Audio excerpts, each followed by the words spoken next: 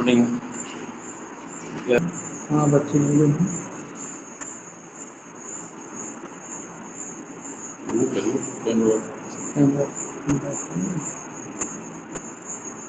Recording में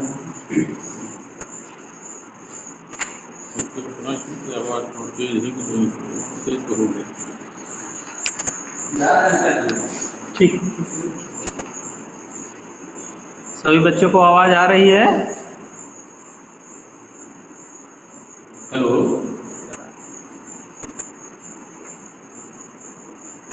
hello, yes sir. बच्चों को वॉइस क्लियर है?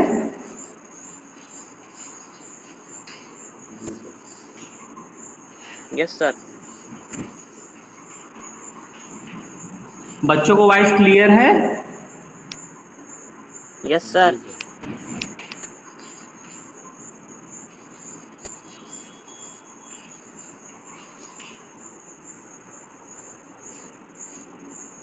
नहीं समझ में आ रहा। चल तो रही है, 7 बच्चे जुड़े भी हैं। आप hello hello, sir. Yes sir. हाँ हेलो,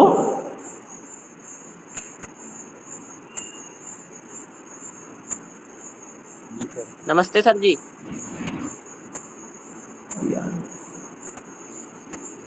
हेलो, यस सर। हाँ ठीक ठीक ठीक, वॉइस क्लियर है ना बच्चे? Yes sir. बिल्कुल सर। ठीक ठीक। हाँ चलिए फिर जो है आज का टॉपिक है आपका वेक्टर एनालिसिस। आवाज आ रही है आपको? हेलो, यस सर, आ रही है। अच्छा देखिए भाई, आज जो आपको पढ़ना है वेक्टर के बारे में पढ़ना है। अभी तक आप लोगों ने बहुत सारे और टॉपिक पढ़े हैं, तो वेक्टर में भी आप लोग इंटरमीडिएट में पढ़े होंगे, लेकिन थोड़ा सा रिवीजन करेंगे हम। जो है वेक्टर क्वांटिटी या क्वांटिटी क्या होती है, जो फिजिकल क्वांटिटी होती है उनको दो भागों में डिवाइड किया गया है। फिजिकल क्वांटिटी को दो भागों में, नंबर 1 होता है वेक्टर क्वांटिटी और नंबर 2 होता है स्केलर क्वांटिटी। और सबसे पहले स्केलर क्वांटिटी,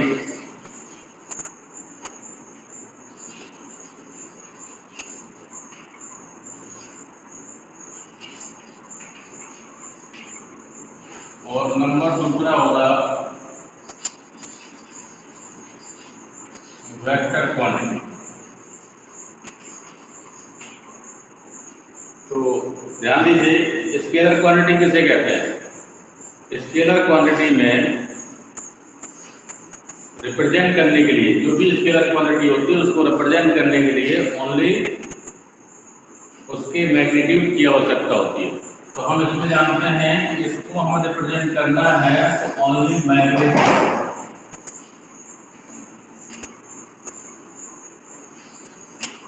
केवल इसमें कोई direction, no direction, any space,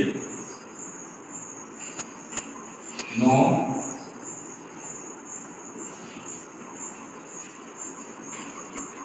मतलब कहने का इसमें केवल परिमाण की आवश्यकता होती है, दिशा की आवश्यकता नहीं होती है। ठीक है। और जैसे कि हम कहते हैं इसमें कौन सी क्वांटिटी आती है, तो आपका टेम्परेचर हो गया, टाइम हो गया, लेंथ हो गई, मॉस हो गया, etc। इस तरह की जो क्वांटिटी होती है वो क्या कहलाती है? वेक्टर क्वांटिटी कहलाती है, स्केलर क्वांटिटी कहलाती है, सॉरी। और जो वेक्टर क्वांटिटी होती है इसमें क्या होता है, मैग्नीट्यूड के साथ साथ डायरेक्शन की भी आवश्यकता होती है।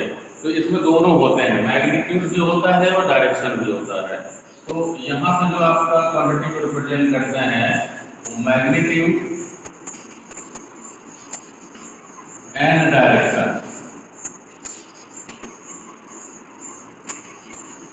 वो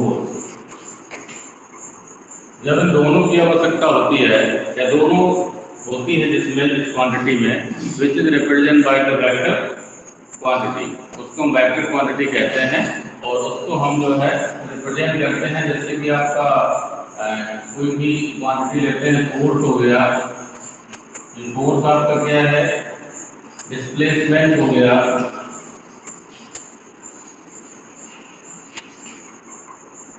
ठीक है।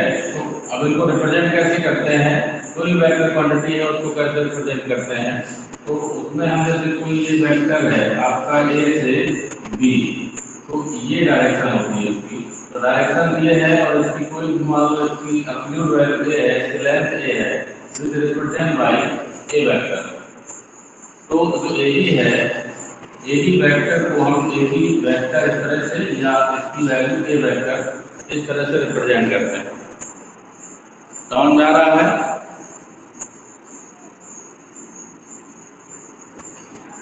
Yes sir. अच्छा भाई ध्यान दीजिए, ये वेक्टर क्वांटिटी हो गई, हम ये स्केलर क्वांटिटी आप हालांकि जानते हैं पहले से। अब आप जानते हैं ये वेक्टर हमें पढ़ना है, तो वेक्टर के टाइप क्या होते हैं, तो मेनली आता है वेक्टर टाइप ऑफ वेक्टर। तो हम लोग टाइप ऑफ वेक्टर पर पढ़ेंगे।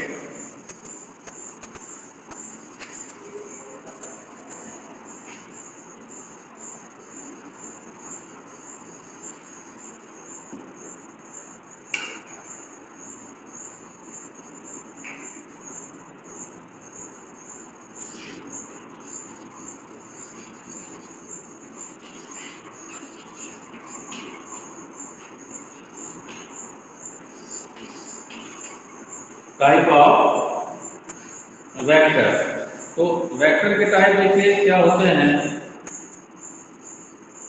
सबसे पहला हम कहते हैं कि जीरो वेक्टर या नल वेक्टर। जीरो वेक्टर या और नल वेक्टर। जीरो वेक्टर किसे कहते हैं, जिसका मैग्नीट्यूड क्या होगा, जीरो होगा। ये जीरो वेक्टर जो होता है, a vector,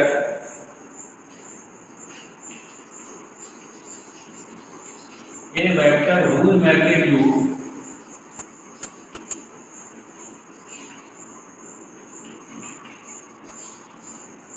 is zero is represented by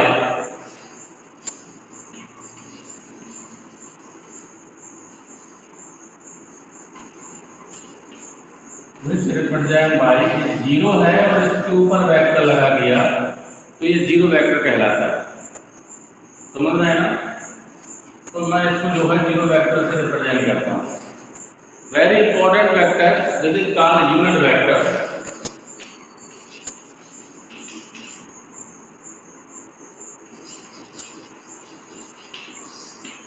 ये वेक्टर टाइप में बहुत इंपॉर्टेंट वेक्टर होता है। इसकी जो आवश्यकता होती है, क्योंकि ये यूनिट वेक्टर होता है, ये डायरेक्शन को शो करता है।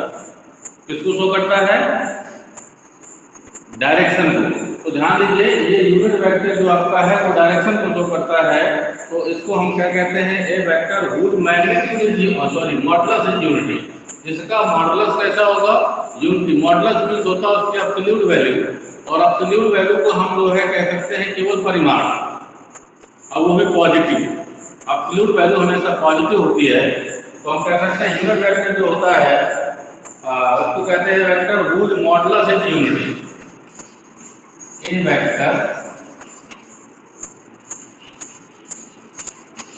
whose modulus is unity. अर्थात देखिए, जिसका मॉडुलस यूनिटी होगा उसे हम क्या कहेंगे? यूनिट वेक्टर कहते हैं। Is called a unit vector.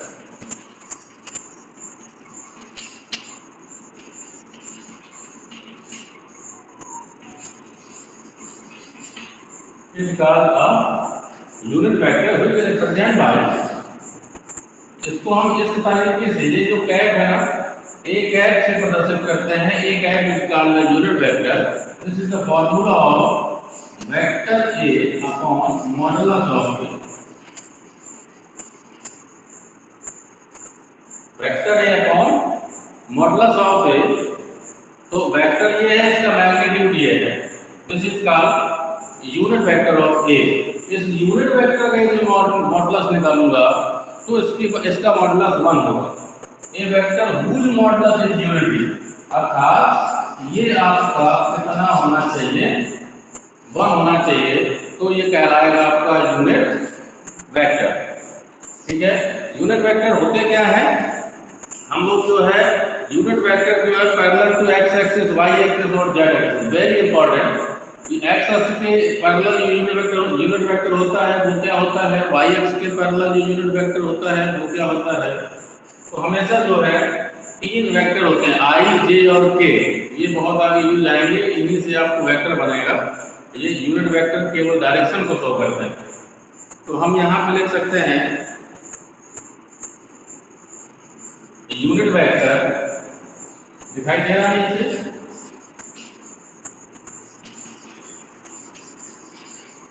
Unit vector parallel to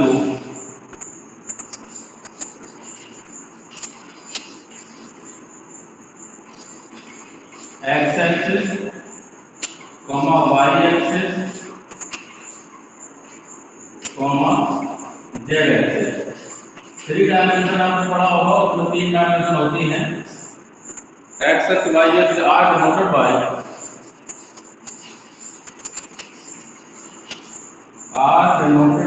I, j and k respectively।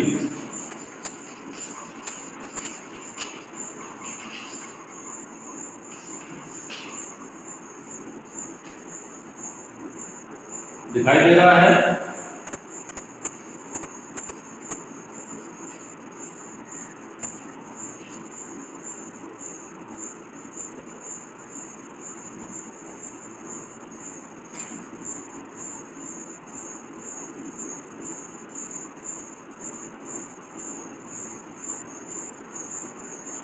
दिखाई दे रहा सब लोगों को। Yes sir.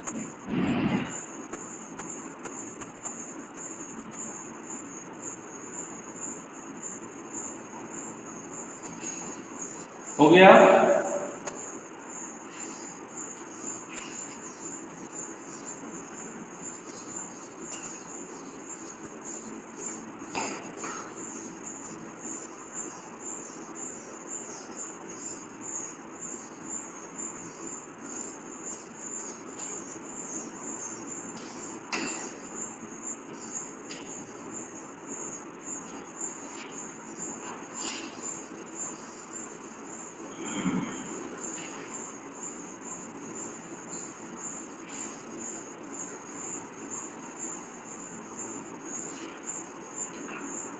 ध्यान देंगे। नेक्स्ट हम कह सकते हैं कि लाइक और अनलाइक। लाइक मीन्स होता है सेम जो वेक्टर होते हैं जिसे कहते हैं लाइक वेक्टर, तो समदिश कहते हैं और प्रतिदिश कहते हैं। लाइक वेक्टर मीन्स होता है समदिश। ध्यान देंगे,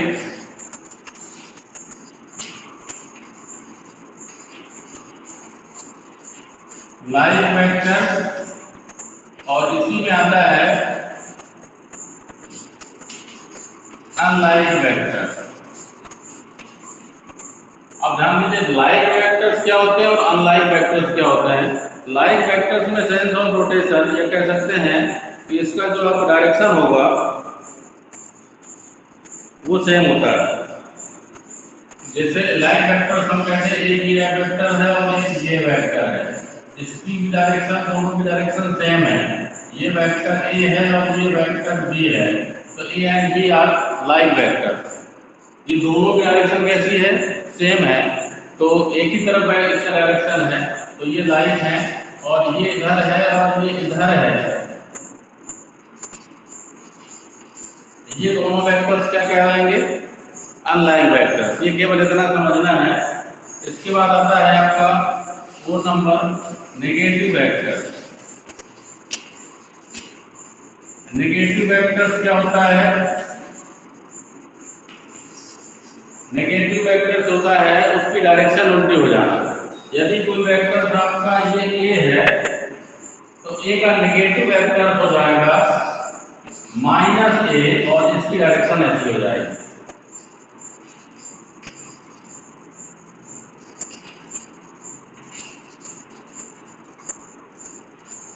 समझ रहे हैं ना?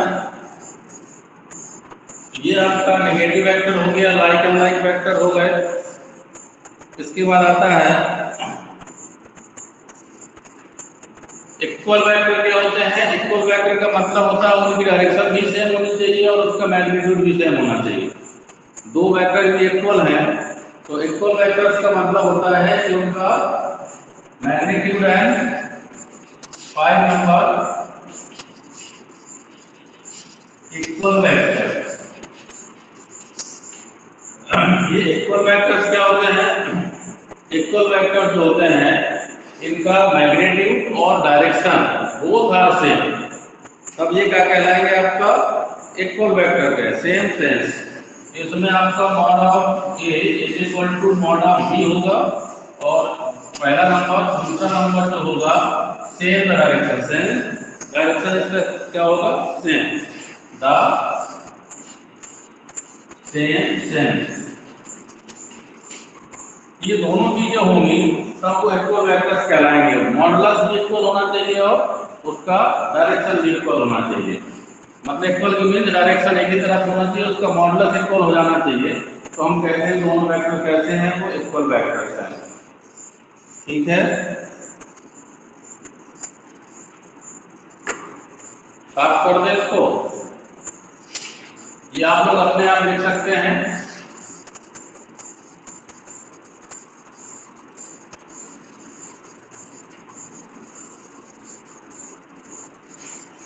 इसके बाद आता है position vector. Very important vector होता है ये। रेसिप्रोकल भी होता है। एक मिनट, अगला 5वां नंबर 6वां देख लेते हैं। रेसिप्रोकल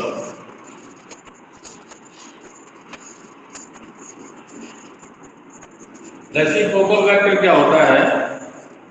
इनवर्स इसको कहते हैं हम। ये आपका कहलाता है ए इनवर्स। कोई वेक्टर ए है उसका reciprocal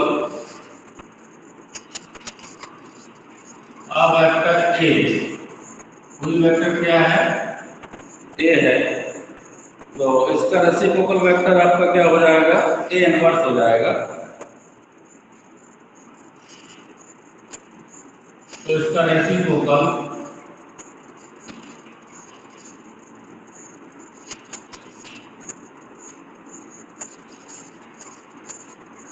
vector of a is vector A inverse. क्या कहलाएगा? वेक्टर ए इनवर्स कहलाएगा। और ए इनवर्स जो होगा हम कह सकते हैं modulus of a inverse is equal to 1/n।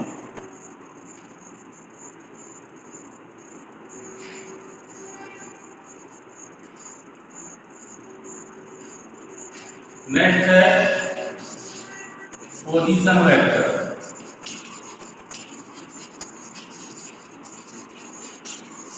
Very important. जैसे आपका यूनिट वेक्टर इंपॉर्टेंट था वैसे ही पोजीशन वेक्टर इंपॉर्टेंट है।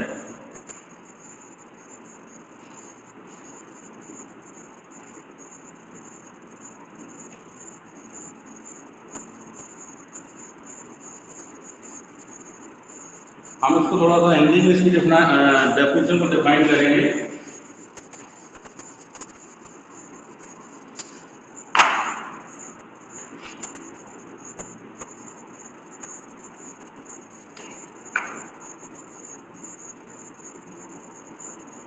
यहां पर हम लिख सकते हैं किसी बिंदु ओ के सापेक्ष,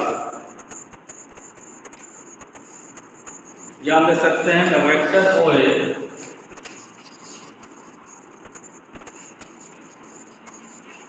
the vector O A.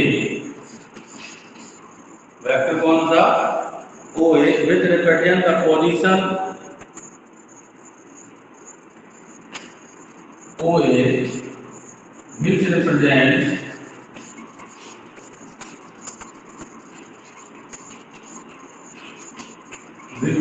the position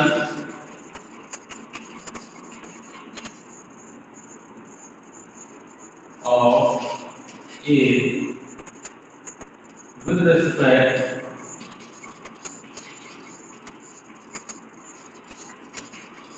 with respect to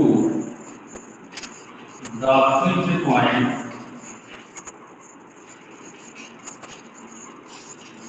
O.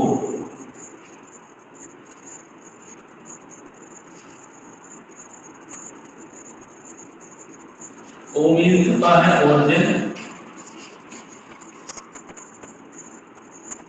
the vector OA will represent the position of A, मतलब कहने का O के सापेक्ष किसी बिंदु की स्थिति को हम स्थिर सदिश कहते हैं। हिंदी में इसको स्थिर सदिश कहते हैं,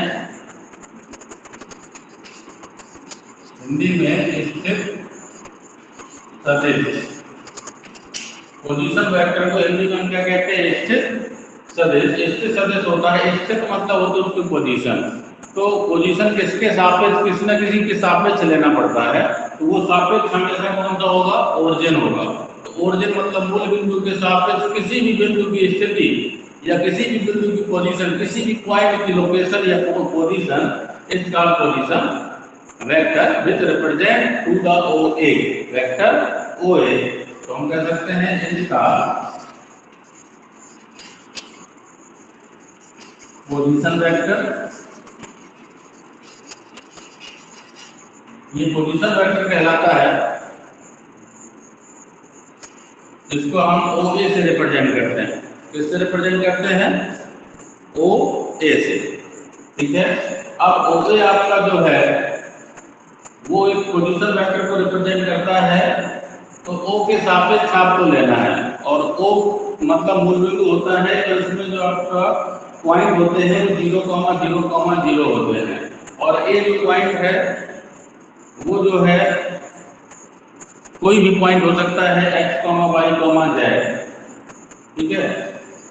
तो उसके अलावा अब हम देखते हैं, आपको इसको इतना नोट कर लीजिए। इसके बाद हम जो है या इसको साफ कर देते हैं, नीचे वाला नोट कर।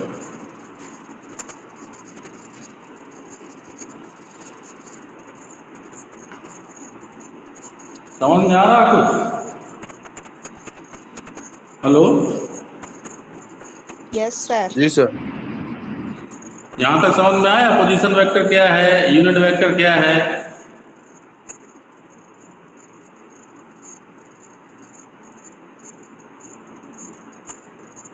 Yes sir. अच्छा, तो देखिए पोजीशन वेक्टर को हम रिप्रेजेंट कैसे करते हैं।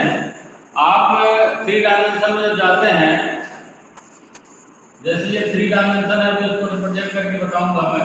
ये O है, अब इसका पॉइंट 0,0,0 होता है। यहाँ पर कोई एक पॉइंट है, इसको हम कहते हैं कि x, y, z है। तो O से इसकी किसी स्थान O है, समझ रहे हैं? तो ये OA कहलाएगा।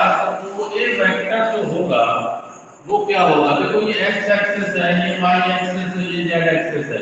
इसके अलावा I होता है, इसके अलावा j होता है, इसके अलावा क्या होता है कि ये यूनिट वेक्टर होते हैं, ये डायरेक्शन को शो करते हैं। जब भी वेक्टर OA बनेगा तो x में से क्या सब्ट्रैक्ट होगा? 0, और I इसका अलॉन्ग जाएगा, तो आता है xi plus yj plus z। तो ये वेक्टर बन जाएगा आपका vector OA, this is called xi plus yj plus z। वो डिपेंड करता है पॉइंट A पर, ठीक है।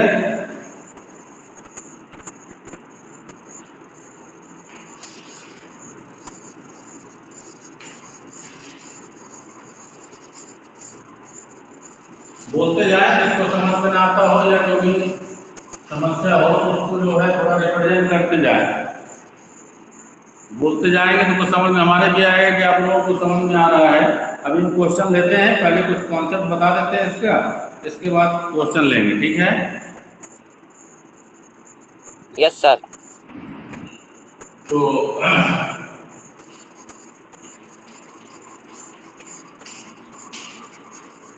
resolution of vector in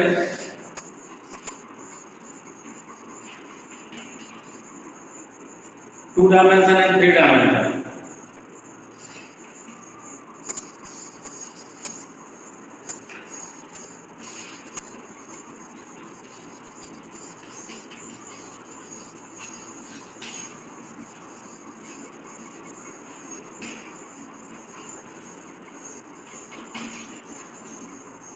2 dimension and 3 dimension. तो देखिए रिजोल्यूशन 2 डायमेंशन का और 3 डायमेंशन का आप दोनों देखिए, फर्स्ट नंबर में आपका 2 डायमेंशन आएगा। तो 2 डायमेंशन आप जानते हैं दिस इज ओरिजिन, ये वाई एक्सिस हो जाएगा और ये एक्स एक्सिस हो जाएगा, यू नो, ठीक है। अब जानते हैं कि लॉन्ग एक्स एक्सिस आई होता है unit vector, long y axis क्या होता है, जे होता है। और इसके भी कोई पॉइंट यहाँ पे रखा हुआ है पी, तो पी डिस्टेंस, यहाँ से डिस्टेंस इसकी कितनी है एक्स, यहाँ से डिस्टेंस इसकी कितनी है y, this is coordinate of p. और ओ से पी तक मैग्नीट्यूड कहलाता है, इसे हम कहते हैं वेक्टर आर। ये मैग्नीट्यूड ऑफ आर, ओपी जो आपका है वो क्या है, मैग्नीट्यूड ऑफ आर। तो हम यहाँ पर जो वेक्टर होती है उसको हम आर देते हैं, r vector, this is called position vector. इसी को हम क्या कहते हैं, पोजीशन वेक्टर कहते हैं। जो मूल बिंदु मतलब जो ओरिजिन से रिस्पेक्ट हो, मतलब विद रिस्पेक्ट टू ओरिजिन जो भी पॉइंट होगा उसको हम पोजीशन वेक्टर कहते हैं, इसके सदिश कहते हैं। तो ये OP is equal to r, तो वेक्टर आर जो कहलाएगा वो अलोंग एक्स से कितनी डिस्टेंस जा रहा है x, तो xi, y एक्सिस से कितनी डिस्टेंस जा रहा है y, तो y से। तो ये 2 डायमेंशन में आपका ये कहलाएगा, इसका मॉडुलस निकालेंगे तो i के कोएफिशिएंट के स्क्वायर प्लस j के कोएफिशिएंट के स्क्वायर दिस। अब यदि ये एंगल इसका थीटा है, डायरेक्शन इसकी थीटा डायरेक्शन है, तो इसका tan थीटा कहलाएगा y बाई x। तो theta is equal to tan inverse y upon x। तो ये तो आपका 2 डायमेंशन में होगा।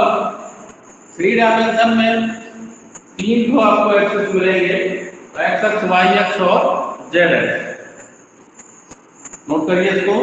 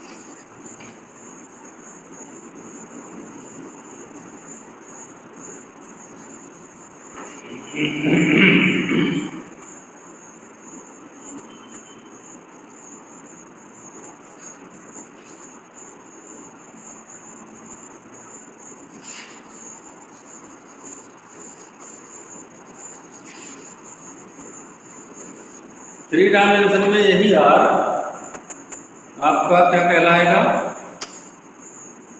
दूसरे नंबर पे 3 डायमेंशन में जब 3 डायमेंशन होता है, ये बनता है x अक्ष, y अक्ष और z एक्स, ये पॉइंट होता है अलोंग x अक्ष i होता है, ये होता है और यहाँ पे k होता है। तो यहाँ पे भी कोई पॉइंट आपका p है, तो कोऑर्डिनेट इसका x, y, z होगा, p को उसे मिलाएंगे तो ये आपका मॉडुलस ऑफ आर, इसका मैग्नीट्यूड होगा, डायरेक्शन आपकी इधर है, तो फिर इस वेक्टर हो जाएगा आर। तो ये वेक्टर जो होती है इसका वेक्टर आर आल्सो। तो vector r represent by xi plus yj plus zk। तो वेक्टर आर को जो रिप्रेजेंट करूंगा वो xi plus yj plus zk से रिप्रेजेंट करूंगा।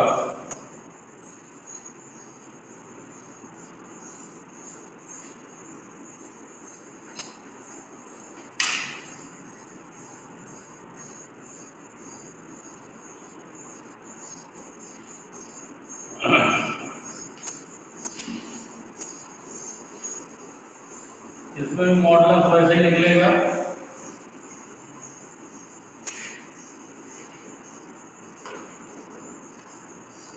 नेक्स्ट आता है डायरेक्शन कोसाइन।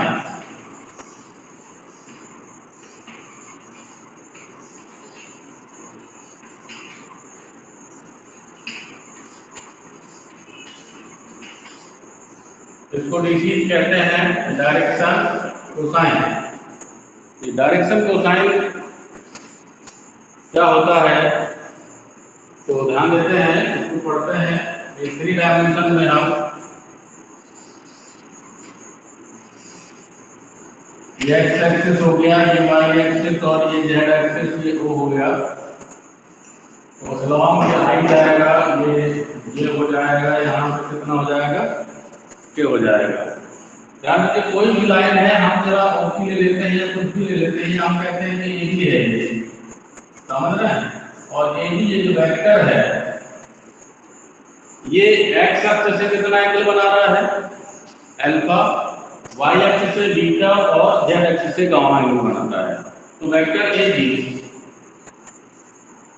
ये हिंदी में लिख देते हैं हम कि सदिश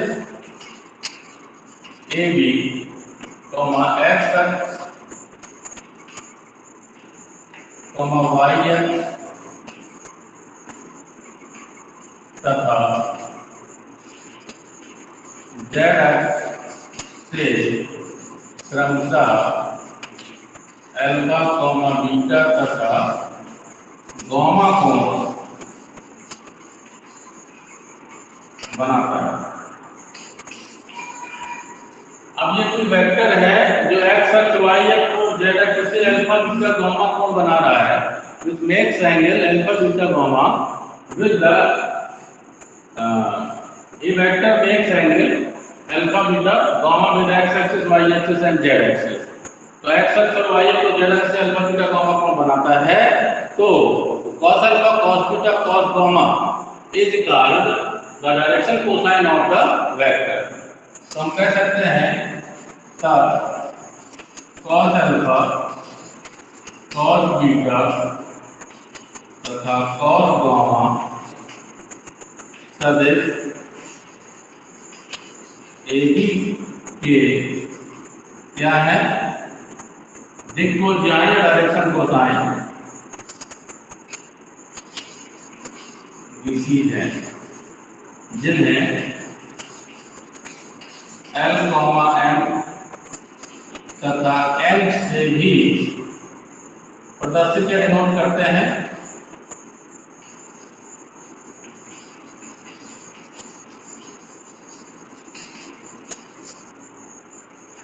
अर्थात हम कह सकते हैं कि L is equal to cos alpha, M is equal to cos gamma, cos beta and N is equal to cos gamma। ये समझ में आया? क्यों भाई यहाँ तक समझ में आ रहा है? उत्कर्ष हेलो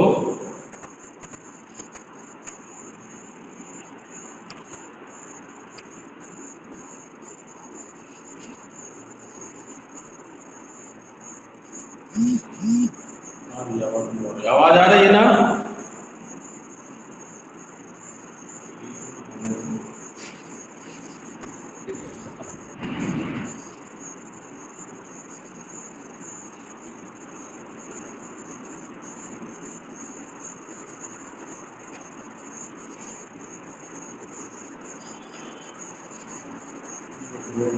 छोटा पड़ता है, सेट नहीं पाया ना।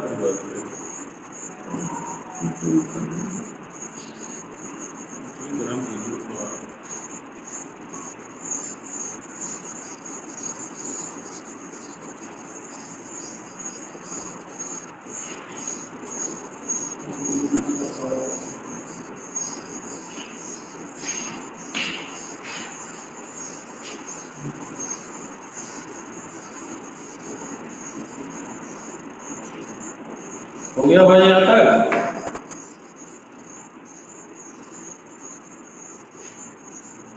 तो ध्यान दीजिए, कोई वेक्टर हमारा ए बी है, उसको हम रिप्रेजेंट करते हैं, तो वेक्टर ए बी को यदि रिप्रेजेंट हम करते हैं कि x I plus Y A plus Z के है, तो जो एक्स होता है वो एक्स एक्सेस में चली गई दूरी होती है, और जो ये वाई है सर। वाई एक्सेस में चली गई दूरी है, ये जेड है, और जेड आपका सर। है जेड एक्सेस में। हेलो। सर हाँ, ये सर एक बार और बता दीजिए, कॉस अल्फा सर मतलब ये दूरी है क्या ए बी की सर एक्सिस से? देखो भाई, ये जो cos अल्फा है, ध्यान समझिएगा, ए बी हमारा एक कोई वेक्टर है। ये ए बी जो वेक्टर है वो एक्स अक्ष के साथ कितना एंगल बना रहा है? अल्फा। या इसको हम इस तरह से कह सकते हैं, या इसको जो है यहाँ पर आप इस तरह बना दीजिए, थोड़ा 3 डायमेंशन में ये एक्स अल्फा बनाएगा, वाई एक्स के साथ बीटा बनाएगा, और गामा बनाएगा किसके साथ?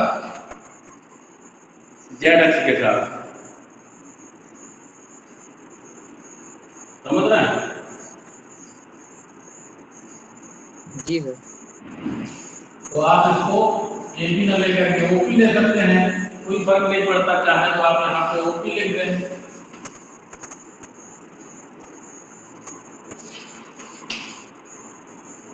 अब जो ओपी है एक्स अक्ष के साथ अल्फा बनाता है, वाई अक्ष के साथ बीटा एंगल बनाएगा, और जेड अक्ष के साथ गामा एंगल बनाएगा। तब जो है cos alpha cos beta cos gamma, मतलब उन एंगल के कोसाइन, जो एंगल बनाते हैं उस एंगल के कोसाइन ही डायरेक्शन कोसाइन कहलाते हैं, which represent by l m m, जिनको हम एल और एल एम एम से भी रिप्रेजेंट करते हैं। तो एल की वैल्यू हो जाती है cos अल्फा, एम की वैल्यू हो जाती है cos बीटा, और एन की वैल्यू हो जाती है cos गामा। ठीक है, इन टर्म्स ऑफ वेक्टर, या वेक्टर फॉर्म में हम cos alpha cos beta cos gamma को कैसे रिप्रेजेंट करते हैं, वेक्टर फॉर्म में हम कैसे रिप्रेजेंट करते हैं, तो हम देखते हैं कि जो वेक्टर ए बी है या वेक्टर ओ बी लिख लीजिए, तो ये जो वेक्टर ओ बी है वो X I plus Y Z plus Z के होगा, क्योंकि बी आपका यहाँ पे है, इसके कोऑर्डिनेट है एक्स वाई जेड। अब इसको यदि हम केवल एक्स अक्ष में लेते हैं, तो इसकी दूरी कितनी है यहाँ से यहाँ तक? एक्स डिस्टेंस है ना, एक्स डिस्टेंस है, और एंगल कितना बना रहा है? अल्फा बना रहा है। जब एंगल अल्फा बना रहा है, तो हम कह सकते हैं कि इसकी वैल्यू जो cos अल्फा है वो क्या होता है? भाई ट्रिग्नोमेट्री, cos अल्फा आधार बटे कर्ण होता है, और आधार इसका मतलब बेस, बेस कितना है? डिस्टेंस इसकी x है, और हाइपोटेन्यूज मतलब उसका कर्ण इसका कितना है? OP हो जाएगा, तो अपॉन OP, OP मतलब मॉडुलस OP। समझ रहे हैं? तो cos अल्फा की जो वैल्यू होगी वो कितना हो जाएगा? x upon OP। इसी तरीके से cos बीटा यदि हम निकालेंगे तो y upon mod of OP, और cos गामा को निकालेंगे तो यह आ जाएगा आपका y plus z upon mod of OP।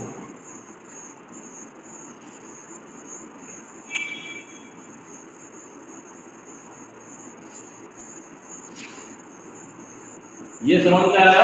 या तो हम इसको अलग से लिखिए, ये आपका x अक्ष हो गया, और ये आपका OP हो गया। ये OP x अक्ष से अल्फा को बनाता है, तो सीधे कोऑर्डिनेट है, आप जानते हैं x y और z। x का मतलब x अक्ष में चली गई दूरी, ये आपका ये जाएगा, ये x हो गया, ये i का आपका डायरेक्शन शो करता है, और यूनिट वेक्टर होता है, तो आप देखते हैं कि आधार हो जाएगा। यदि हम इस समकोण त्रिभुज को ले लेते हैं, राइट एंगल ट्रायंगल, तो यहाँ पर कोई पॉइंट आप लिख लीजिए, निकालेंगे तो हमें इसका क्या आएगा? OM अपॉन OP आएगा, और OM कितनी दूरी है? x, और OP आपका OP रहेगा, क्योंकि OP को हमने मॉडुलस लिया हुआ है, mod of OP। Modulus of OP का मतलब उसकी magnitude only, not vector.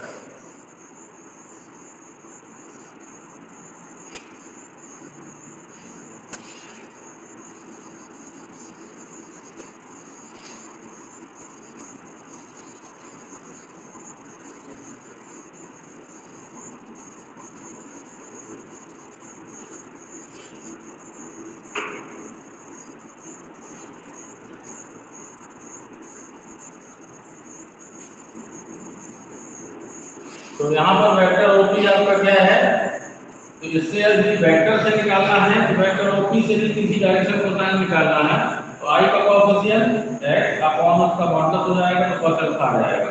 cos beta निकालना है, j का कोएफिशिएंट निकाल लीजिए और अपॉन उसका मॉडुलस कर दीजिए।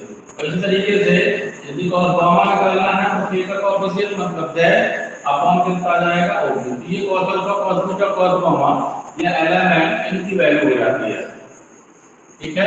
यदि क्योंकि ये आपका वेक्टर होगी यदि x I plus Y J plus Z के है,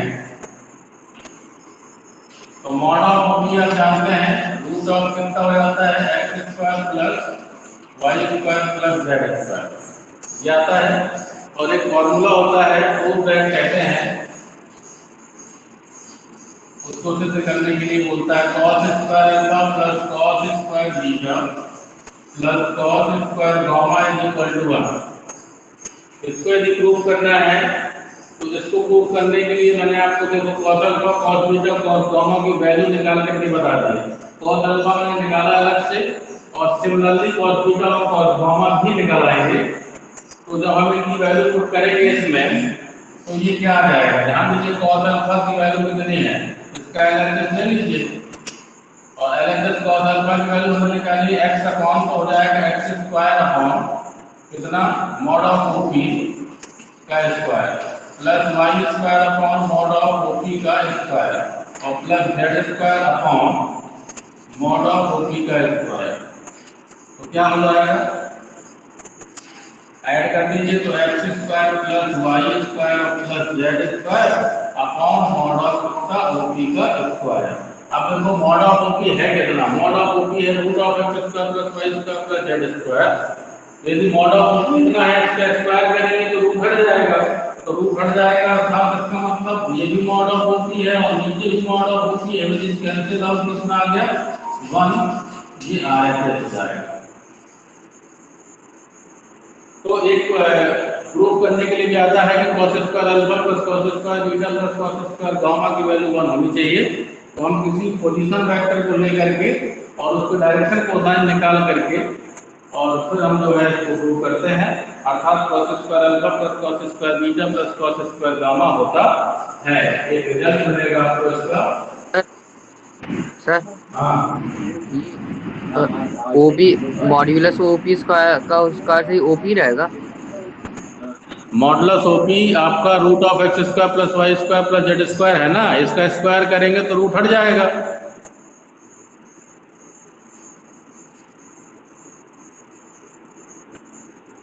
ये दोनों में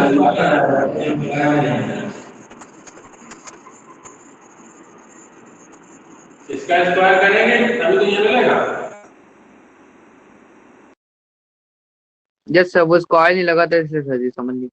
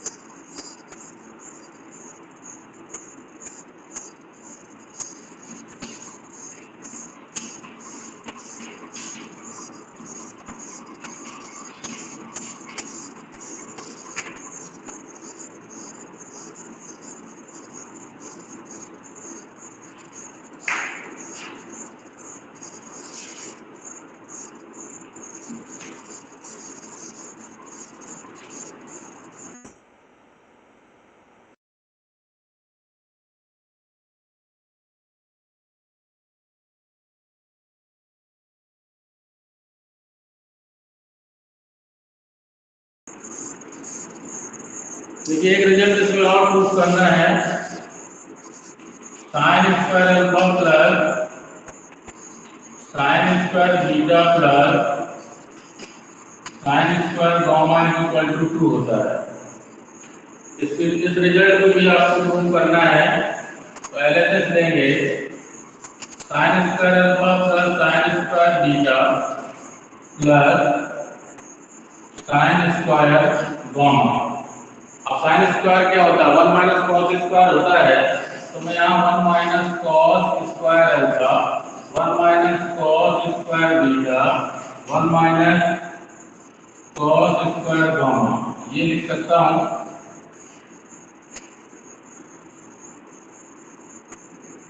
यस सर। हेलो, जी ये सर। अभी हमें प्रूफ ये करना है, तो क्योंकि हम जानते हैं यहाँ लिखेंगे तीनों है proof of this, sorry proof of, यहाँ लिखेंगे तीनों है। हम जानते हैं cos square alpha plus cos square beta plus cos square gamma is equal to 1, ये जानते हैं, इससे प्रूव करेंगे क्योंकि ये अभी इससे पहले मैंने आपको बताया है, तो इससे हम आगे साइन वाला प्रूव करेंगे। तो cos स्क्वायर अल्फा क्या होता है 1 minus sine square alpha, cos square beta क्या होता है 1 minus sine square beta, cos square gamma क्या होता है 1 minus sine square gamma, this is equal to 1। अच्छा भाई ध्यान दीजिए, माइनस 1 1 1 कितने हो गए 3, माइनस का आएगा ब्रैकेट कॉमा ले लीजिए, यहाँ पे आ जाएगा sine square alpha plus sine square beta और plus sine square gamma, this is equal to 1। अब 3 का ट्रांसफर कर दीजिए उधर, तो minus sine square alpha plus sine square beta plus sine square gamma, this is equal to 1 minus 3। तो value आएगी minus की 2, माइनस माइनस हट जाएगा, तो sine square alpha plus sine square beta plus sine square gamma, this is equal to 2 and 2। ये minus cut जाएगा 1 में -3, तो -2 बचेगा, -2 में माइनस माइनस कैंसिल आउट, तो ये आपका रिजल्ट मिल जाएगा। ये रिजल्ट डायरेक्ट लगेंगे जब क्वेश्चन सॉल्व करेंगे।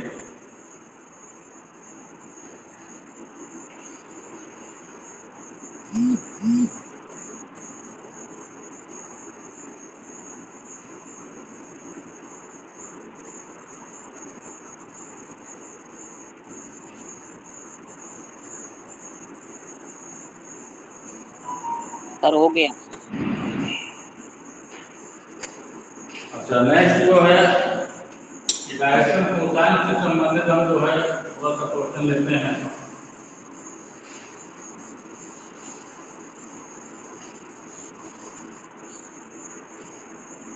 जैसे हम कहते हैं कि कोई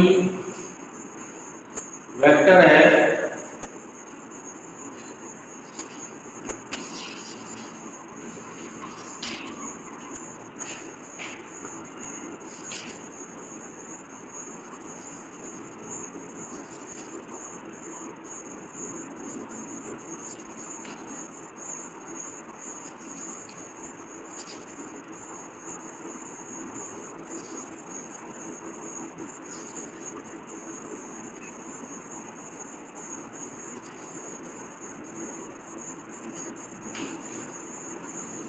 तो चलिए हम अपने से लेते हैं कोई क्वेश्चन। इसमें आपको एक कोई वेक्टर दिया हुआ है, यानी मान लेते हैं कि vector is equal to 3i plus 4j plus 5k। बहुत सिंपल क्वेश्चन है वैसे ये। इस वेक्टर के डायरेक्शन कोसाइन बताइए। ये वेक्टर ए के क्या बताना है डायरेक्शन कोसाइन, कोई बता सकता है? Yes sir. तो भाई सबसे पहले क्या करते हैं, मॉडुलस निकालेंगे इसका। मॉडुलस ऑफ ए क्या होता है, मॉडुलस रूट ऑफ आई के कोएफिशिएंट का स्क्वायर 3 का स्क्वायर प्लस जे के कोएफिशिएंट का स्क्वायर प्लस के कोएफिशिएंट का स्क्वायर, ये उसका मॉडुलस हो गया। वैल्यू कितनी आई 5√2। 3 का स्क्वायर 9, 4 का स्क्वायर 16, 5 का square 25, 5√2। This is equal to 16 plus 9 25, 25 कितना हो गया 50, और 50 का रूट निकालेंगे तो कितना मिलेगा 50 25 को जाओ 50 मतलब 5√2 यूनिट। ये आपका मॉडुलस ऑफ ए आ गया। इसके बाद डायरेक्शन कोसाइन मतलब ln m या l is equal to cos alpha, this is equal to, बताओ क्या होगा cos अल्फा की वैल्यू मैंने क्या कराई थी, x upon mod of OP. x का मतलब i का कोएफिशिएंट, i का कोएफिशिएंट कितना है 3 अपॉन मॉड ऑफ कितना हो जाएगा a, अर्थात 3 upon 5 root 2। m is equal to, या हम कह सकते हैं cos बीटा, दोनों सेम है, और इसकी वैल्यू क्या आएगी, j का coefficient 4 upon mod of 5 root 2 हो जाएगा, और n इज इक्वल टू या cos alpha, n is equal to cos alpha और cos गामा। अब देखो k का कोएफिशिएंट कितना है 5, तो 5 अपॉन मॉड ऑफ a, अर्थात 5 अपॉन 2 5 रूट 2, अर्थात 5 कितना हो जाएगा रूट 2। तो ये आपके क्या निकला है, डायरेक्शन कोसाइन निकला है।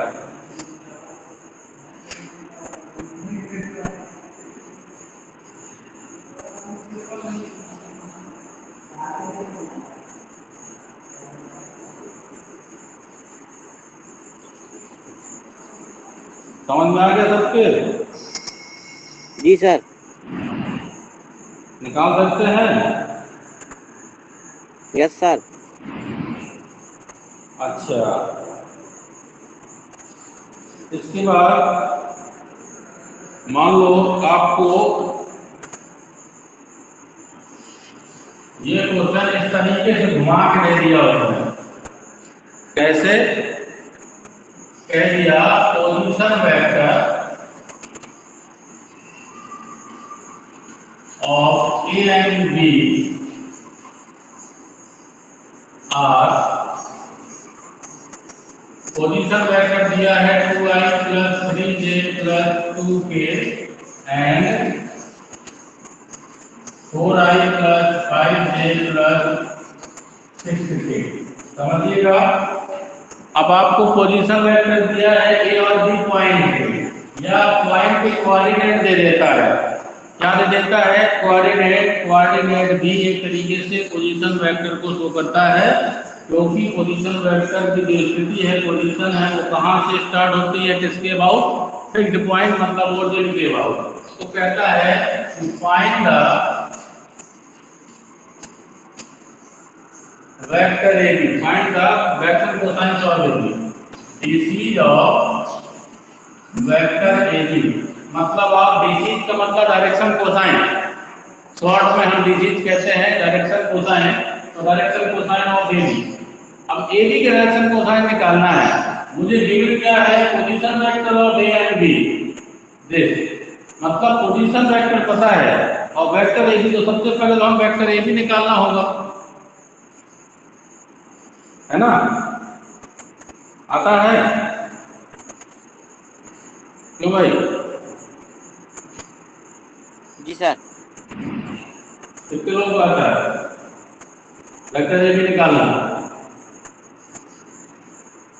ध्यान दीजिएगा, मैं एक बार इसको थोड़ा सा समझा देता हूँ। ये वेक्टर आपका क्या है, ए बी, ए से कहाँ की ओर जा रहा है, बी की ओर, ठीक। और ये जो पॉइंट है, ये किसके रिस्पेक्ट है, ओ के। यहाँ मैंने कोई पॉइंट ओ ले लिया, ओ ए हो गया, और ये क्या हो गया, ओ बी। तो ओ ए और ओ बी क्या कहलाते हैं, उसके पोजीशन वेक्टर। ए का पोजीशन वेक्टर ओ ए, तो बी का पोजीशन वेक्टर ओ बी। अब हम अभी एडिशन ऑफ द वेक्टर बताएंगे। जो एडिशन ऑफ वेक्टर होते हैं वो डायरेक्शन के अकॉर्डिंग चलता है। ओ से ए तक गए ट्रायंगल में, ओ से ए तक गए, ए से बी तक गए, और ओ से सीधे कहां पहुंच गए, बी में। तो मैं लिखता हूं कि O A vector O A plus vector A B, this is equal to vector कितना हो जाएगा, ओ बी। समझ रहे हैं? अच्छा, मुझे ए बी निकालना है, तो vector A B is equal to हो जाएगा vector O B minus vector O A. तो ध्यान दीजिए, ये दोनों क्या है, पोजीशन वेक्टर हैं। अब ए बी वेक्टर निकल आया, फॉर्मूला क्या निकला, ये लास्ट अक्षर जो है ना बी, बी का position vector O B minus पहले का, तो पहले अंत वाले का पोजीशन वेक्टर, फिर शुरुआत वाले का पोजीशन वेक्टर। ये फॉर्मूला होता है A B is equal to O B minus O A, P Q is equal to O Q minus O P, C D is equal to O D minus O C. समझ रहे हैं? Yes sir. अब नहीं समझ में आया? आ गया। तो जब भी मैं यहाँ पे लिखूंगा सॉल्यूशन ऑफ दिस क्वेश्चन, यहाँ पे ओ ए का मान दिया गया है, पोजीशन वेक्टर का है इसमें ए और बी के, तो ए का पोजीशन वेक्टर ओ ए और ओ ए की वैल्यू आएगी आपको 2i plus 3j plus 2k, और बी की पोजीशन वेक्टर ओ बी की वैल्यू आएगी आपकी दी गई है 4i plus 5j plus 6k। ठीक है?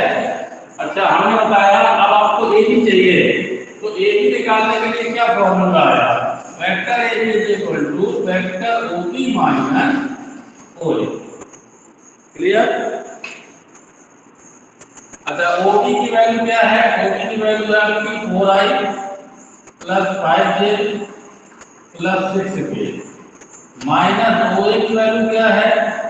2i 3j और 2k। सब्ट्रैक्ट करते हैं तो एक नियम होगा, आई से सब्ट्रैक्ट होगा, जे से सब्ट्रैक्ट होगा और के से सब्ट्रैक्ट होगा। ऐड भी ऐसे ही होते हैं, ये लाइक टर्म से सब्ट्रैक्ट और ऐड होते हैं। 4 में 2 जाएगा तो कितना हो जाएगा? 2i। 5j में 3j जाएगा तो कितना हो जाएगा? प्लस का 2j। 6k में 2k जाएगा तो 4k। This is called vector A b. अभी वेक्टर ए बी आया है, अब ए बी की क्या निकालना है? Direction cosine. ये पहले जैसा मेथड हो जाएगा, तो पहले यहां तक करना पड़ेगा, इसके बाद अगला शुरू होगा। समझ में आया यहां तक? जी सर। अब इसके आगे निकाल सकते हैं? यस सर, निकाल लिया। Very good. सभी लोगों का क्या क्या मॉड ऑफ बी निकालेंगे? मॉड ऑफ बी क्या होता है? रूट ऑफ 2 का वर्ग कितना? 4, 2 का वर्ग 4, 4 का वर्ग 16, तो 4 4 8, 16 24, रूट 24, तो रूट 24 ये मॉड ऑफ बी आ गया। अब आपको क्या निकालना है? Cos alpha cos beta cos gamma. आप करते हैं यहाँ पे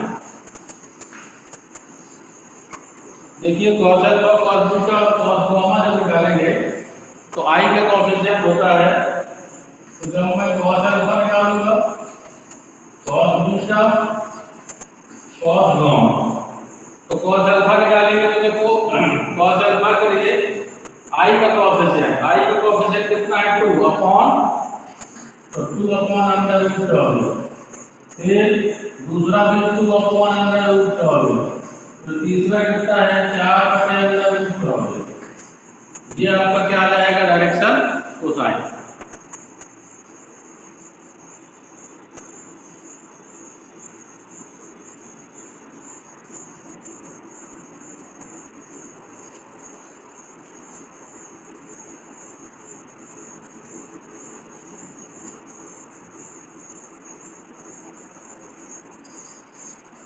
हो गया?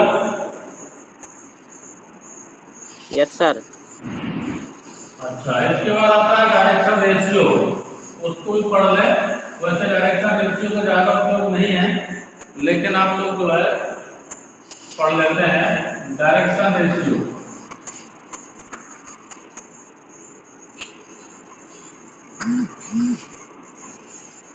डायरेक्शन रेशियो को शॉर्ट में कहते हैं DR।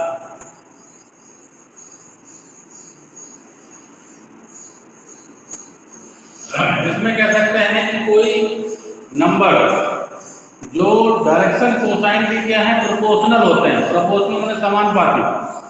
कोई भी नंबर जो डायरेक्शन कोसाइन के क्या होते हैं? प्रोपोर्शनल होते हैं, इसका डायरेक्शन रेशियो।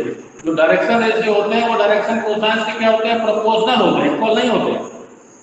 समझ रहे हैं?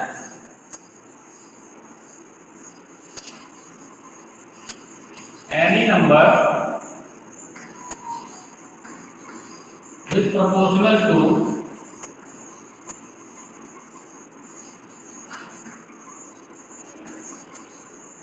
Direction cosine.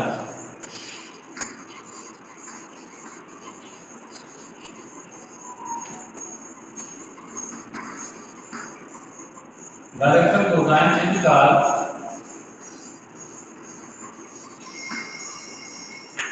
is called direction ratio, which is denoted by vector A b और सी से डिनोट करते हैं। तो ए आपका है proportional to l, b proportional to m और सी प्रोपोर्शनल टू एन। तो यदि हम इक्वल करते हैं तो हम जानते हैं L is equal to K into A, M is equal to K into B और N is equal to T into K। ये K कोई नंबर आ जाता है,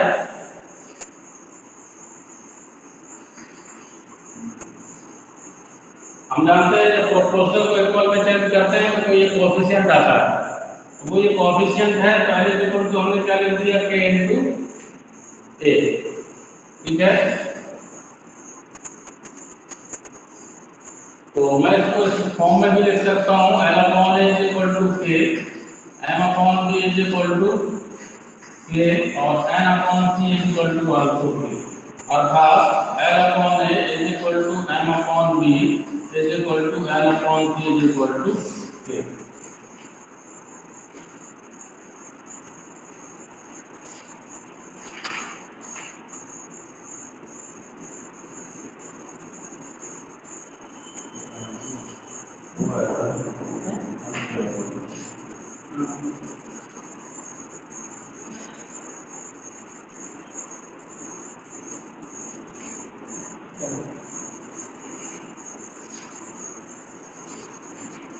हो गया यहाँ तक? जी सर। अच्छा देखो भाई, ये तो आपका प्रोपोर्शनल हो गया डायरेक्शन रेशियो। कभी कभी आता है कि डायरेक्शन रेशियो दिए हैं, डायरेक्शन कोसाइन में बदलिए, ठीक है। तो इसी को आगे थोड़ा सा बढ़ा लेते हैं। आघात में लिख सकता हूँ L upon A equal to M upon B equal to N upon C equal to और रूट ऑफ आता है L square plus M square plus N square upon root of जाएगा A square plus B square plus C square. अब क्योंकि मैंने आपको पढ़ाया था, पहले बताया था कि L square plus M square plus N square की वैल्यू 1 होती है, जैसे cos square alpha plus cos square beta plus cos square gamma equal to 1, क्योंकि एलिमेंट वही कहलाते हैं cos alpha cos beta cos gamma. इसकी वैल्यू यदि हम यहाँ पे 1 रख देंगे तो L upon A is equal to M upon B is equal to N upon C और ये 1 अपॉन क्या आ जाएगा root of A square plus B square plus C square. कभी कभी प्लस माइनस भी रख देता है, यहाँ पर रूट में है तो प्लस माइनस रख सकता है, तो लेता है प्लस माइनस। तो L की वैल्यू आएगी तो A अपॉन, हाँ बोले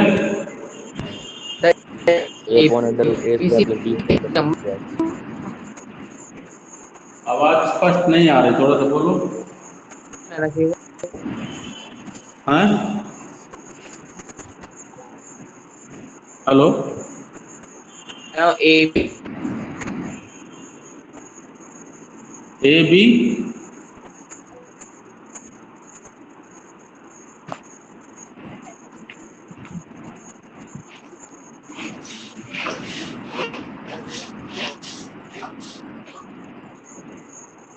हेलो सर जो कौन बोल रहा है? नंबर हाँ ABC 3 नंबर हैं। कोई ऐसे नंबर होते हैं जो डायरेक्शन कोसाइन के प्रोपोर्शनल होते हैं। जी सर, एक बार और सर दोहरा दीजिए।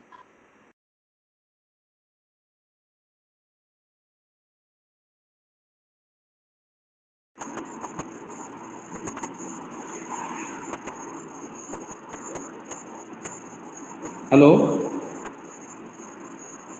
जी सर, बोलिए सर। हाँ क्या समझ में क्या नहीं आया बताओ। सर ये ABC केवल नंबर है ना सर? हाँ केवल नंबर है, वो ऐसे नंबर हैं जो प्रोपोर्शनल टू डायरेक्शन कोसाइन, तो वो डायरेक्शन रेशियो कहलाएंगे। तो एल की जो वैल्यू है एल इज इक्वल टू कहलाता है A upon root A square plus B square plus C square. अब ये जो एल है वो ये कहलाता है, मतलब डायरेक्शन रेशियो को इस फॉर्म में करें तो क्या मिल जाएगा, एल मिल जाएगा। मतलब डायरेक्शन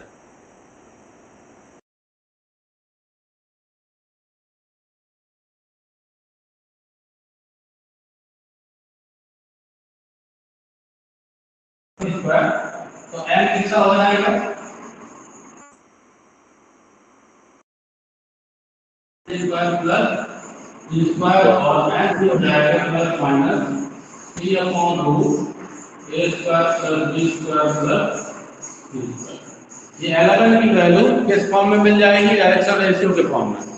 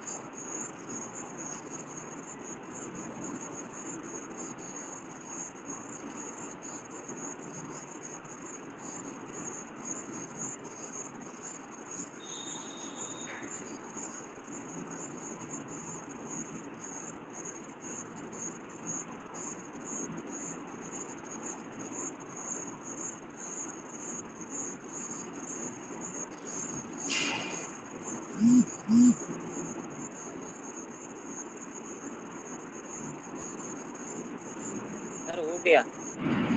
हो गया।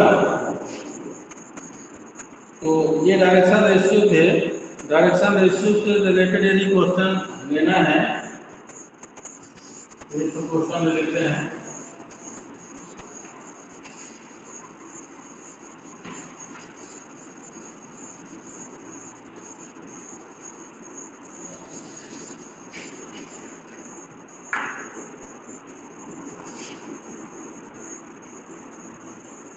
देखिए 2, 3, 5 आर डी आर, मतलब डी आर मतलब डायरेक्शन रेशियो है। तो find the DC, find the DC of ever. तो मतलब डीसी फाइंड करना है इसकी 2, 3, 5 की। 2, 3, 5 क्या है, जनरल नंबर है जिसको हमने कहा कि डी आर है, और ये डी आर है तो इनका डीसी कैसे निकालेंगे, डायरेक्शन कोसाइन इनकी कैसे निकलेगी। तो हमने आपको बताया है कि direction cosine L is equal to A upon A का मान, ये आपका एबीसी है, A equal to 2, B equal to 3 और सी इक्वल टू 5।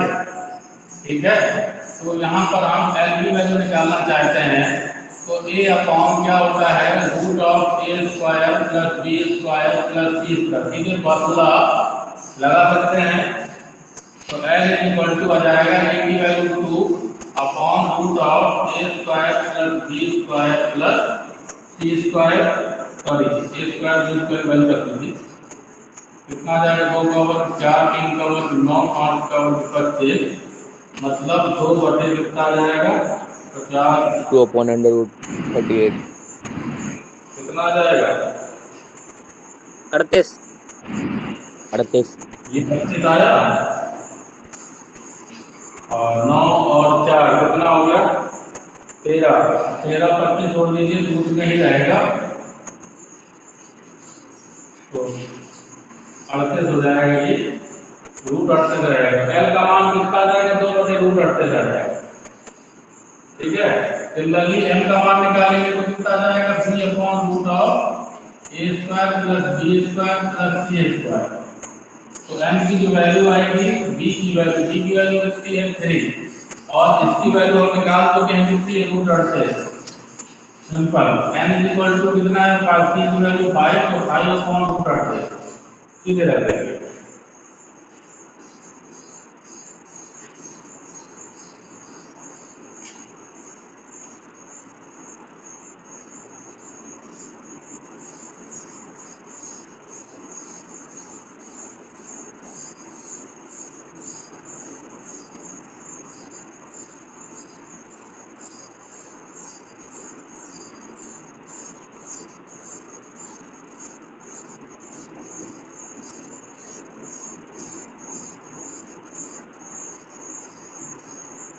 ठीक है, हो गया भाई। डायरेक्शन रेशियो, डायरेक्शन कोसाइन, ये जब आगे पढ़ेंगे तब समझिएगा, सवाल लगाइएगा इनके।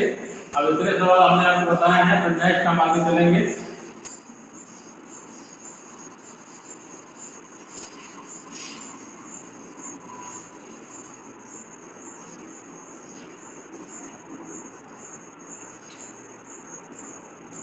देखिए, यदि आपको क्वेश्चन कह रहा है कि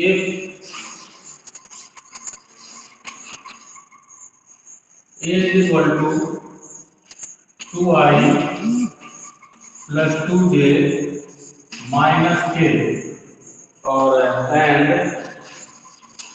mod of x into a this is equal to 1 है, तो then ये वेक्टर A है भाई, तो then x is equal to क्या होगा, ये चार ऑप्शन दिए हैं, इनमें से कोई ना कोई x की वैल्यू आपको फाइंड करनी है। ध्यान दीजिए, a वेक्टर गिवन है और mod of x is equal to 1 है। कोई बता सकता है?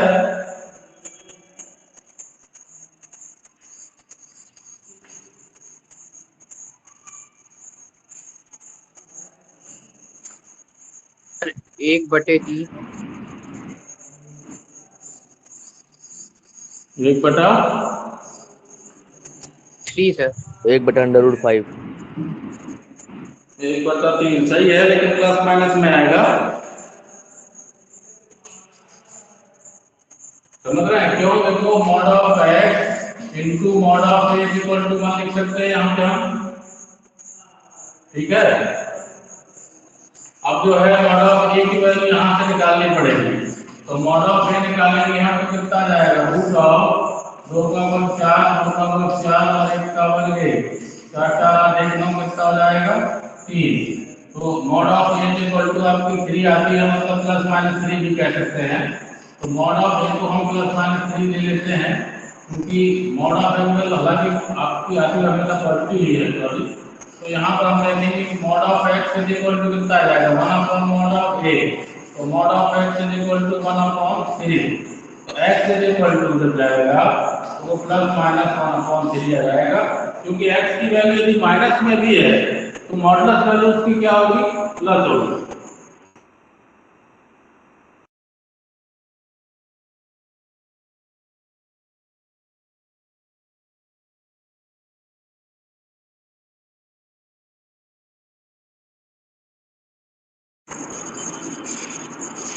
ठीक है, हो गया। नेक्स्ट क्वेश्चन, किसी one side of square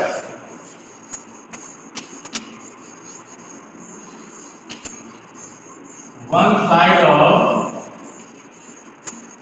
square is दिया गया है भाई वेक्टर फॉर्म में, वेक्टर फॉर्म में दिया गया है 3i + 4j + 5k, 3i + 4j + 5k। कह रहा है then area of square, then area of square is, मतलब आपको एरिया ऑफ स्क्वायर फाइंड करना है। तो ये देखिए, साइड ऑफ द स्क्वायर अब किस फॉर्म में दिया गया है, वेक्टर फॉर्म में। कोई बता सकता है? क्यों भाई? 50 सर। बता सकता है? सर 50 निकाल लिया सर, 50 यूनिट। Yes sir.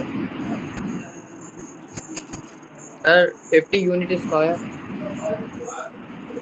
कितनी आ रही? 80 नहीं आ रही, ऑप्शन ही नहीं 80 दिया है, 80 गलत है। और कोई? 50 यूनिट स्क्वायर। हाँ?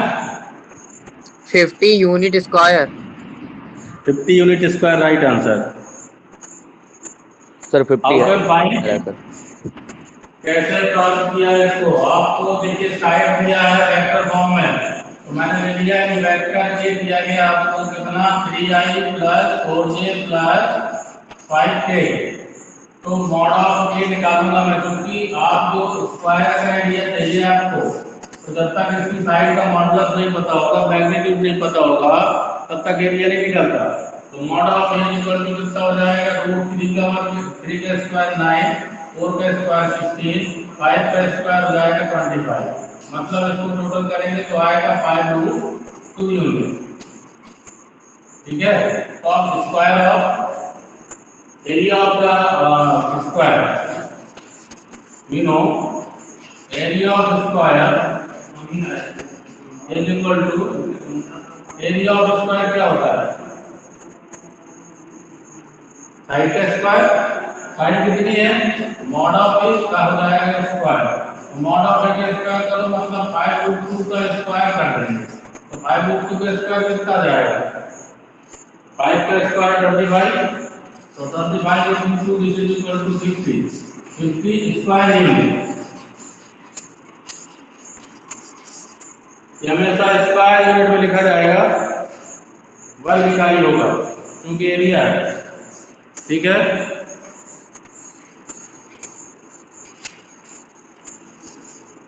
जी sir.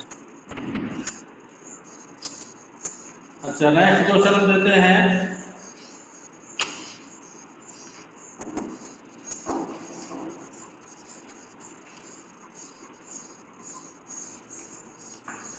Which of the following is not unit vector of the following values? कौन सा जो है यूनिट वेक्टर नहीं है? आपको चार ऑप्शन दे दिए जाते हैं। कहता है cos theta i minus sin theta j। दूसरा ऑप्शन है sin theta i plus cos theta j। तीसरा ऑप्शन है sin 2 theta i minus cos theta j। और चौथा ऑप्शन है आपका cos 2 theta i minus sin 2 theta j। आपको बताना है कि कौन इसमें से यूनिट वेक्टर नहीं है। Which of the following are not unit vector? कौन बताएगा? सी सर ऑप्शन। सी यूनिट वेक्टर का मतलब मैंने आपको बताया था, जिसका मॉडुलस कितना हो जाए, 1 हो जाए। तो आप इसका मॉडुलस निकाल लीजिए। तो मॉडुलस निकालेंगे तो आई के कोएफिशिएंट का स्क्वायर प्लस जे के कोएफिशिएंट का स्क्वायर 1 होता है,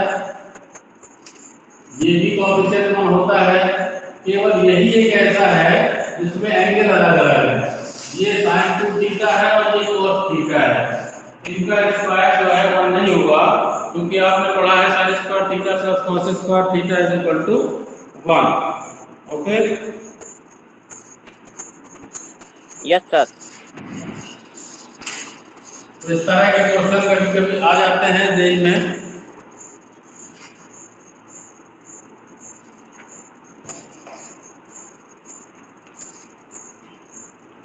एक नेक्स्ट क्वेश्चन लिखना है, कह रहा perimeter of triangle. Same question जैसे स्क्वायर निकाला था वैसे ही perimeter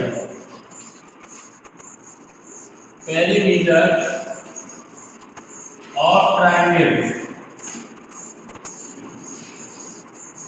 perimeter of triangle with side.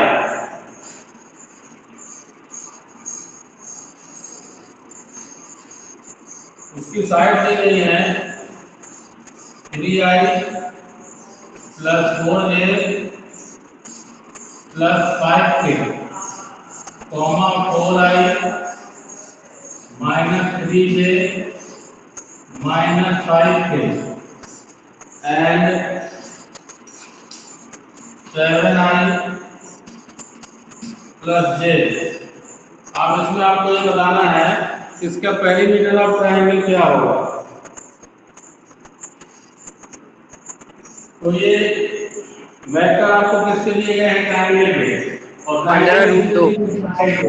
Triangle ये है सर। हाँ सर 15√2 आएगा क्या? हेलो, हाँ सर 15√2 आएगा क्या सर? नहीं 15 √2 नहीं आएगा, इतनी जल्दी तो नहीं, इसमें 15 √2 का कोई ऑप्शन नहीं है। इसमें 4 ऑप्शन है, √450, √150, √50, √200।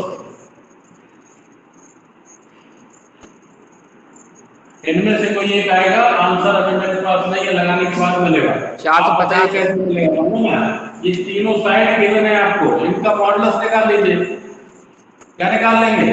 मॉडुलस। तो मान लो पहले का मॉडुलस कितना आ गया आपका, इसका मॉडुलस कितना हो जाएगा? तो आप जानते हैं 3 का स्क्वायर 9, 4 का 16, 5 का 25, सीधे सीधे क्या हो जाएगा 5√2। पहले का मॉडुलस हो गया।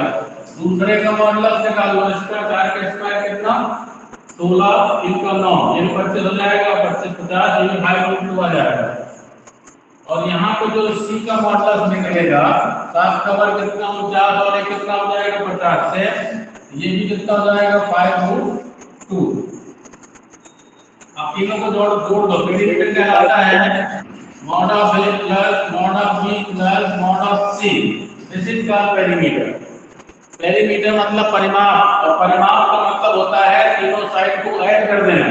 ये तीनों साइड ऐड हो जाएंगी तो उसका पेरीमीटर निकल आएगा। अर्थात कितना आ जाएगा 5√2 प्लस 5√2 प्लस 5√2,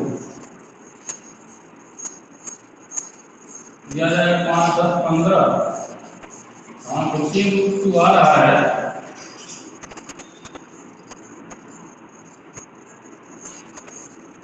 चलो ठीक है, इसे अब इसके लिए रूट फॉर्म में दिया होगा तो 15 का अंदर ले जाइए, तो 15 का स्क्वायर कितना होगा? यदि आपको ऑप्शन में लाना ही है तो 15 का स्क्वायर 220 होता है, 220 में 2 का गुणा कर दो तो कितना हो जाएगा 450। सही है, 450 आंसर मिल जाएगा। उसमें ये नहीं दिए 450 दिए, ठीक है।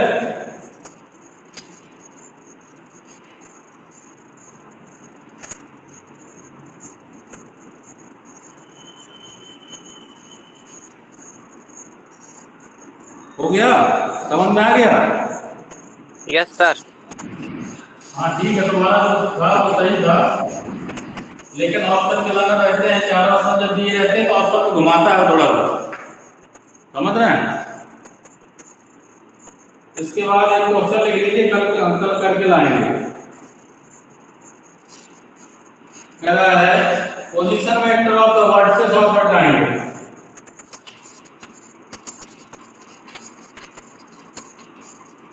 Position vector of vertices of a triangle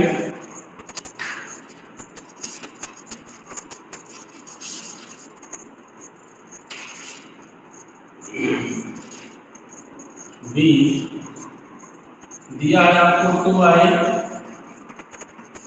plus 4j minus K comma 4i plus 5j plus K, और नेक्स्ट है 3i plus 6j minus 3k। Then the triangle is, मतलब ट्रायंगल कैसा है? देन द ट्रायंगल का आइसो स्केल है कि ये स्केलर है या आपका जो है राइट एंगल ट्रायंगल है, इक्विलैटरल ट्रायंगल है, ये कौन सा ट्रायंगल है ये आपको बताना है। तो इसमें ध्यान देंगे आप लोग, position vector of vertices of a triangle. इस ट्रायंगल की जो पोजीशन वेक्टर गिवन है क्या कहलाना है? ए बी सी गिवन है, ओ ए गिवन है, ओ बी गिवन है और ओ सी गिवन है। जो गिवन है वो ओ ए ओ बी ओ सी गिवन है। इससे हम क्या निकालेंगे? ए बी बी सी और सी ए। समझ में आ रहा है? Yes sir. हम ओ ए ओ बी ओ सी हमें पता है, ए बी बी सी और ए सी निकाल लेंगे, फिर उनका मॉडुलस निकाल लेंगे, फिर चेक करेंगे ट्रायंगल कैसी है। जी सर। ठीक है सर पहला क्या लिखा 2i क्या प्लस 4J के पहले लिखा मान 2i प्लस 4j माइनस के, ठीक है सर। 4j माइनस के।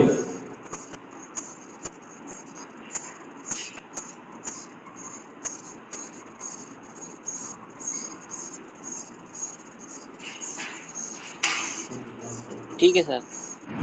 चलिए नेक्स्ट तक पढ़ाएंगे फिर ठीक है, इसी टाइम पे। नमस्ते सर जी, थैंक यू। नमस्ते।